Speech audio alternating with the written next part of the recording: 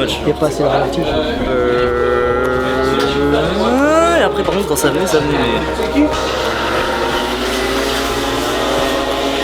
T'es sorti, tu m'as décroisé quand même, t'es sorti. Donc là, il C'est mort. Capot là. Donc tu fais comment pour voir? Pour voir, et ben tu zigzags, tu fais des S au sol, comme ça. Puisque ça. Et comment t'atterris du coup si tu vois rien? Comment t'atterris? Et ben c'est ça le problème, c'est qu'en fait quand t'atterris, si tu vois pas, si tu vois pas la piste, c'est que t'es bien dans l'axe de piste. Bien. Non mais on peut arriver.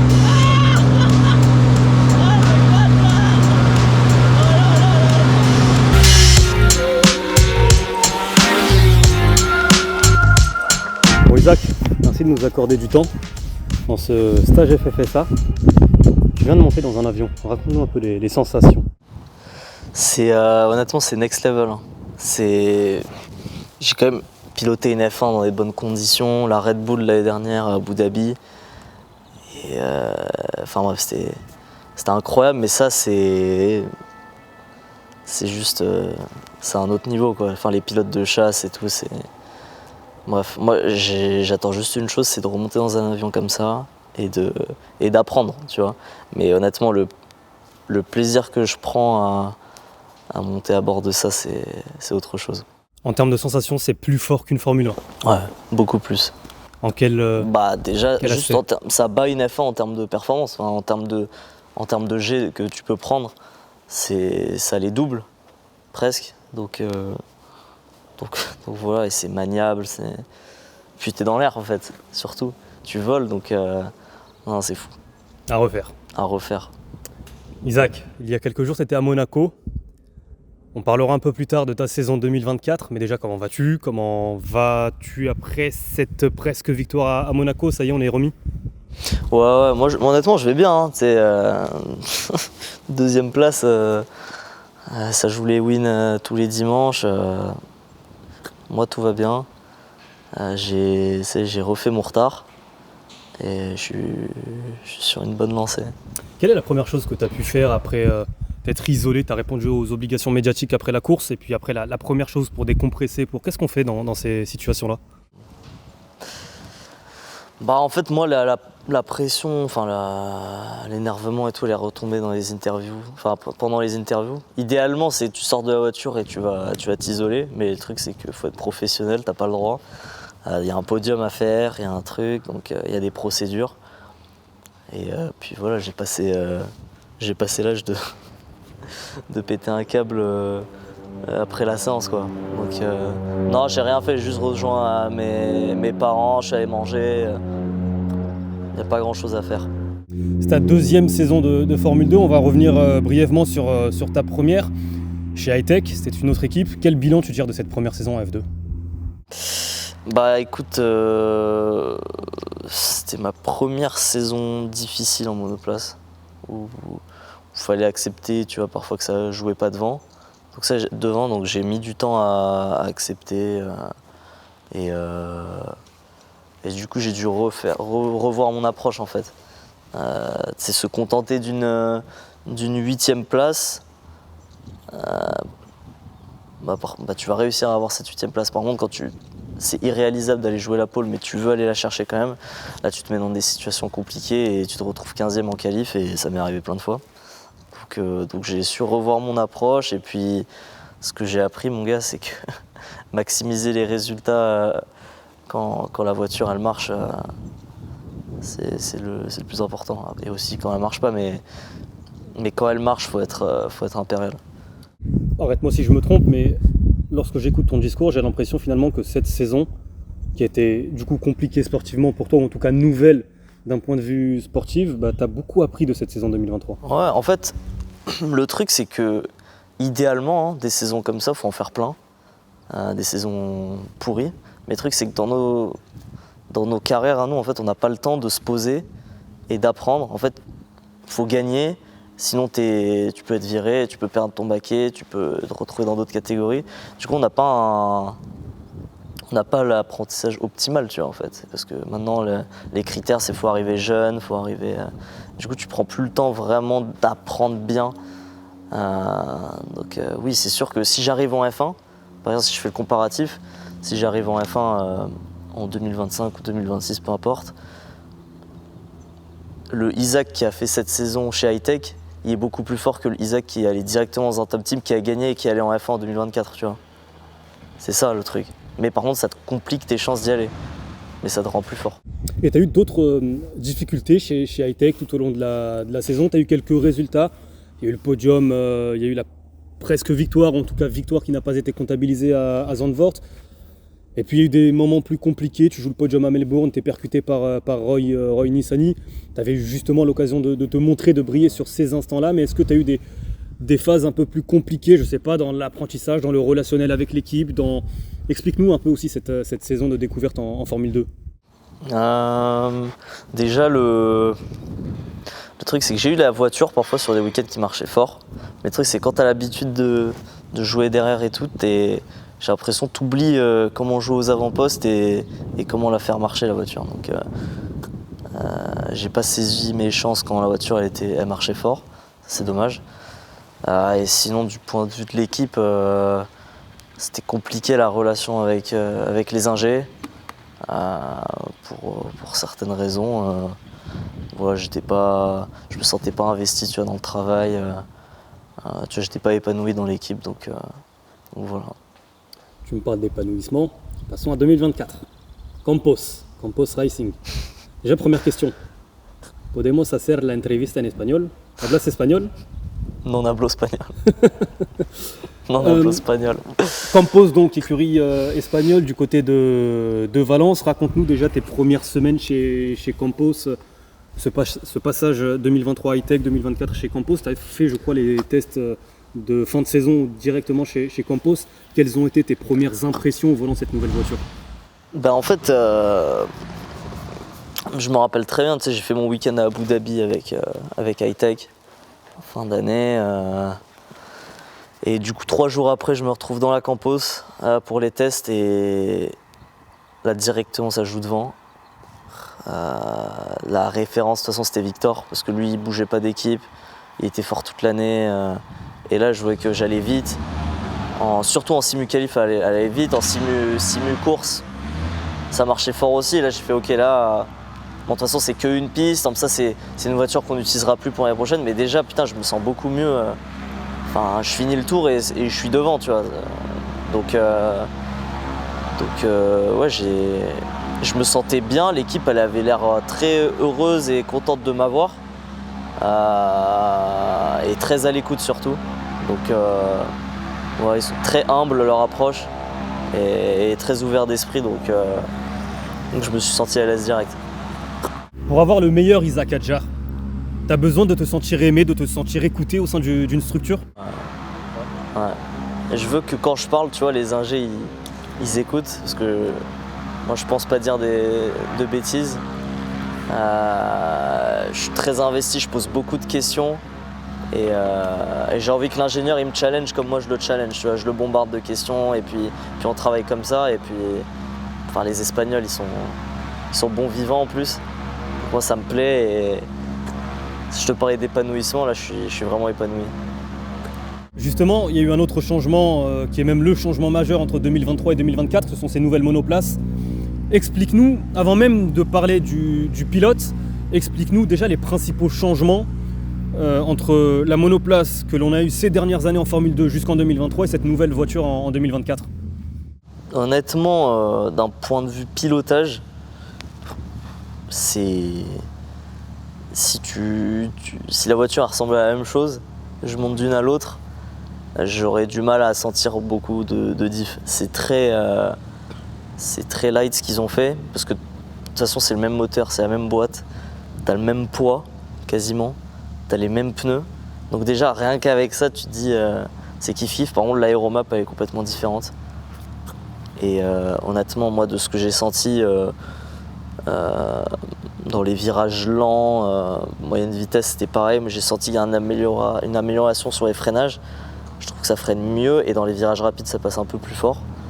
Donc voilà, là je trouve qu'il y a comparé à l'année dernière, je me fais moins de frayeur quand je rentre dans les virages, elle a l'air plus stable en entrée.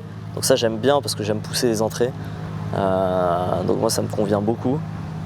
Et voilà, je trouve qu'il n'y a pas eu beaucoup de changements, donc ça nous profite, les redoublants.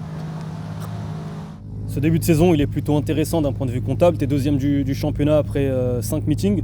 Pourtant, il y a eu Sakir, pourtant il y a eu Jeddah.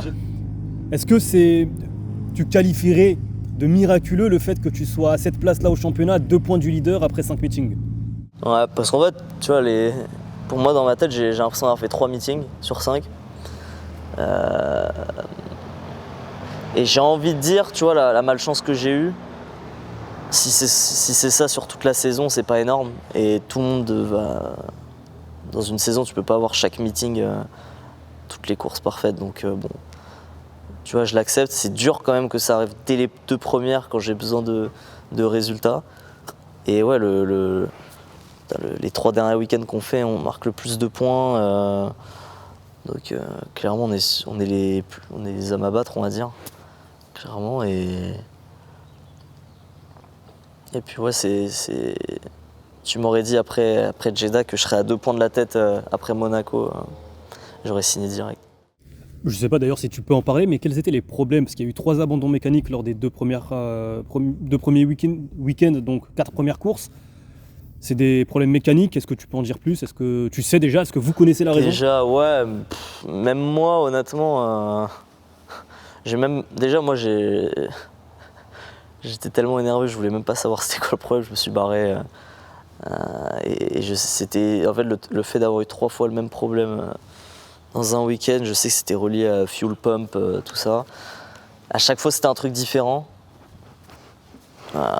Honnêtement, même moi, j'en sais pas plus. Je sais qu'on a tout changé arrivant à Melbourne, mais ouais, en fait, j'avais l'impression, tu vois, de faire un début de saison où je donnais le meilleur de moi-même. J'étais à mon meilleur niveau et tu vois, je me fais sortir par Bortoleto le dimanche à Bahreïn alors que je suis deuxième. Là, 2 casses mécaniques alors que je suis dans de très bonne position pour prendre des points. Enfin, tu commences le championnat avec le moral détruit. Donc, bon. Et pourtant, il y a 2 victoires. Et pourtant, il y a une presque victoire à Monaco. Il y a des bonnes positions avant les abandons lors des 2 premières courses. Il y a l'Australie, la sprint où tu es pénalisé à cause aussi des 2 voitures de sécurité parce que tu aurais pu faire cet écart. Même la sprint d'Imola, je me fais exploser. Oui, au départ. Enfin, en fait, les courses que je finis, je les finis bien, tu vois. Il faudra finir plus de courses, mais ouais, en fait, c'est loin d'être un championnat idéal. Et pourtant, on est deuxième. Donc, quand les planètes vont s'aligner, je pense que ça va faire très très mal. T'as l'impression d'être intouchable? Non, jamais. Jamais? Impossible. Est-ce que tu considères quand même qu'aujourd'hui, Isaac Hadjar plus Campos, c'est peut-être le meilleur combo aujourd'hui en Formule 2, l'association des 2? Bah, en tout cas, je pense que c'est le plus régulier et qui fait le moins d'erreurs. Le plus fort, du coup, comptable peut-être, mais en tout cas, oui, en termes de régularité, je pense. Après, en termes de vitesse pure, il y a des mecs, toujours des mecs qui vont très vite. Je pense à Invicta, à MP parfois, Maloney aussi va très très vite. Donc voilà. On revient sur Monaco, la course principale. Lorsque l'on entend tes explications à la fin de la course, ce qu'il ressort, ou en tout cas ce que je comprends, c'est qu'on n'a pas forcément sécurisé une potentielle voiture de sécurité ou une potentielle voiture de sécurité virtuelle. Alors le but, c'est pas de jeter la faute sur qui que ce soit, mais de comprendre qu'est-ce qui s'est passé pour que cette course qui était dominée, même si tu as aussi de la réussite, parce qu'il y a un abandon juste devant toi, comment tu ne la gagnes pas à 2 tours de la fin? Est-ce qu'aujourd'hui tu connais les raisons? Ouais, bah en fait, déjà la course, elle vire pas vraiment au plan dès le moment où Verschoor il a son problème mécanique parce que j'arrive pas à le doubler. Et c'est à ce moment-là qu'on perd du temps. Et du coup, Aaron il va sur l'undercut, sur moi, je dois couvrir. Et en fait, on s'arrête 15 tours trop tôt. Donc déjà, le fait de s'arrêter tôt pour les softs, on creuse pas le gap sur les voitures qui sont sur votre stratégie, tu vois. Donc déjà de là, c'est pas bon. On gagne quand même, enfin on est toujours en tête provisoire, mais par contre, je savais que s'il y avait, enfin mon équipe savait, moi je savais que s'il y avait une safety car, full safety car, O'Sullivan il ressortirait devant, même Victor je crois. Donc Ça, j'étais au courant. Par contre, le truc, c'est que en cas de VSC ou quoi que ce soit, d'ailleurs, le cas qui s'est présenté, moi, j'en ai voulu à mon équipe parce que ils m'ont donné un target de temps qui était trop lent. Sur l'ensemble des tours précédents. Sur l'ensemble des tours précédents. Et c'est là où j'aurais pu faire la différence pour. Sur le scénario qui s'est présenté, si j'avais poussé à ma manière, j'aurais gagné la course. C'est ça. Donc moi, sur le moment, j'étais fâché contre eux parce qu'ils m'ont donné un target de temps qui était faux. Et bon, bref, on s'était trompé sur les chiffres. Mais du coup, c'était juste pour ça que j'étais pas content et c'est comme ça qu'on perd la course. Mais bon, j'ai l'impression que c'est la première erreur du championnat pour l'instant. Ça aurait pu faire 3 victoires consécutives. Ça aurait été beau, mais tant pis. C'est pas grave. Tant pis. Et puis Monaco, c'est aussi une autre image, peut-être l'image de la saison, en tout cas jusqu'à aujourd'hui en Formule 2. C'est le tunnel. C'est ce qui s'est passé avec Miyata. Toi, déjà, en on-board, raconte-nous, parce que nous, de l'extérieur, les images semblent et sont impressionnantes. Toi, raconte-nous un peu ce qui se passe. Déjà, première question. Est-ce qu'en tant que pilote, lorsque l'on est dans le tunnel, le panneau lumineux, on différencie le blanc et le jaune? Ouais. Ok. C'est bien fait quand même. Ouais, parce que nous, justement, sur la caméra embarquée, on voit différemment, forcément. Mais... Bien sûr. Non, c'est bien fait. Non, mais je savais que c'était un drapeau blanc. Je vois qu'il est dans le tunnel, le drapeau blanc, donc honnêtement, je me dis que ça peut être n'importe quoi parce que drapeau blanc, ça arrive même en. Souvent, c'est une voiture lente qui veut te laisser passer. Donc bon, mais bon, je sais que c'est dans le tunnel, c'est un endroit compliqué, donc je me prépare au cas où il y a quelque chose et en fait, je m'engage dans le virage et ça va très très vite à ce moment-là. Hein, donc, mais je sais que j'ai eu un coup de chaud hors du commun. Genre parce que j'ai vu un truc noir, parce que la voiture de Miyata est toute noire dans le tunnel. Donc déjà tu vois pas grand chose et je vois qu'il y a un truc qui bouge pas. Et après là c'est instinct, réflexe et je fais un gauche-droite donc déjà j'arrive à l'éviter. En plus je mets pas la voiture dans le mur, je rase le rail et je continue. Comme ça j'étais sur un tour qualif et je continue mon tour quoi. Donc voilà, c'est un tour qui était pas dégueu. Mais limite, tu vois, sur le moment, j'étais plus dégoûté d'avoir perdu du temps que de l'accident en lui-même, tu vois. Impressionnant, voilà, impressionnant. Ouais, question sur Monaco, ma dernière. En F1, on fait ce constat. En F2, de l'extérieur, je vais pas te mentir, la course n'était pas la plus excitante de la saison. Est-ce qu'à la régulière, sur une même stratégie pneumatique, on peut dépasser à Monaco? Impossible. Compliqué. Honnêtement, moi, même avec un pneu crevé, si je veux pas qu'on me double, on me double pas. Donc, non, je trouve qu'en F2, moi, la course principale, je la trouve assez intéressante.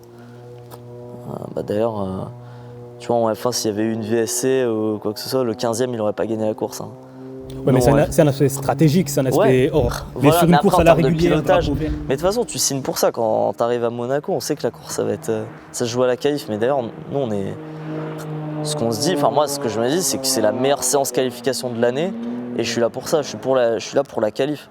Après, la course, oui, c'est fini. Mais après, c'est le prestige roule à Monaco. Donc, je pense qu'il n'y a aucun pilote qui arrive à Monaco et se dit putain, j'ai pas envie d'y aller, ça va me saouler. Non,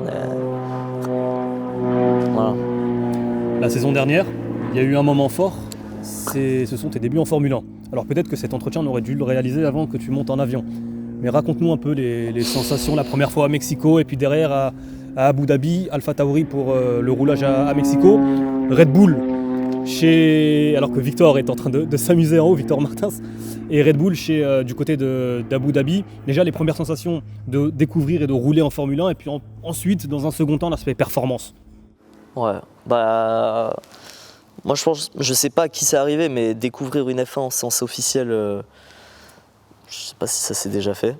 En FP1 comme ça, donc la pression a été énorme parce que tu vois, bon, je connais les procédures par cœur, mais tu te dis est-ce que je vais sortir du garage, je vais démarrer la voiture, enfin premier tour en FP1, je sors des stands, il y a Charles Leclerc qui est derrière moi qui klaxonne. Je me dis mais c'est n'importe quoi, enfin c'était c'était une situation assez compliquée à gérer, mais honnêtement, je m'y suis fait très rapidement au Mexique. La mise en rythme a été bonne et après, les sensations. Honnêtement, au Mexique, ça m'avait pas impressionné parce que avec l'altitude, tout ça, donc forcément, les freinages, c'était pas ce qu'il y avait de plus impressionnant. Dans les virages rapides, ça m'a quand même surpris. Et par-dessus tout, c'était l'accélération. Parce que c'est. Enfin, t'atteins des. Il y a moins de drag qu'à Monza.